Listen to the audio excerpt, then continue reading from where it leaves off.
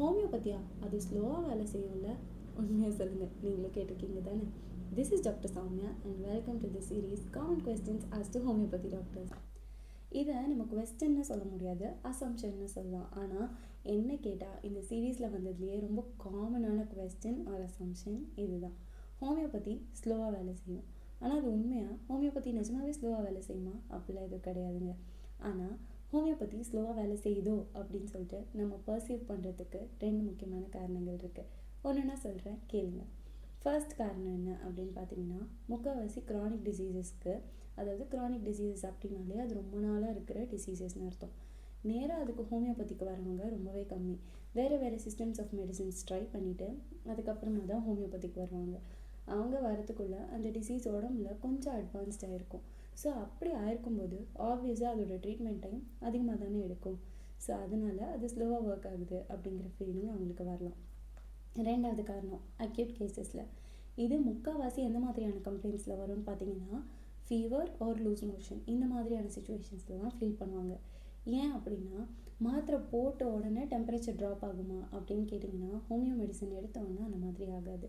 இல்லை மாத்திரை போட்ட உடனே மோஷன் அரெஸ்ட் ஆகுமா அப்படின்னு கேட்டிங்கன்னா அதுவும் ஆகாது. ஏன் அப்படின்னு பார்த்தீங்கன்னா, இது ரெண்டுமே கம்ப்ளைண்ட் கிடையாது, நம்ம உடம்போட இம்யூன் ரெஸ்பான்ஸ். ஸோ நம்மளுக்குள்ள ஏதோ ஒரு பாக்டீரியாவோ ஒரு வைரஸோ இருக்குது, அதை வெளியே தள்ளுறதுக்காக தான் உடம்பு வந்து டெம்பரேச்சரை ரேஸ் பண்ணுறதோ இல்லை லூஸ் மோஷன் வழியாக வெளியே அனுப்புறதுக்கோ ட்ரை பண்ணுது.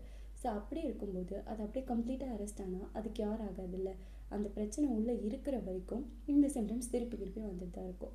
ஸோ ஹோமியோபதி என்ன பண்ணுன்னா, அந்த காசை ரிமூவ் பண்ணுறதுக்கு தான் ட்ரை பண்ணும். ஸோ உங்களுக்கு டெம்பரேச்சர் ஹையாக இருந்துகிட்டே தான் இருக்கும். ஆனால் இதில் உங்களுக்கு என்னென்ன சிம்டம்ஸ் தெரியும் அப்படின்னு நீங்கள் பார்த்தீங்கன்னா, எஸ்பெஷலி குழந்தைங்கள பார்த்தீங்கன்னா நல்லாவே தெரியும்.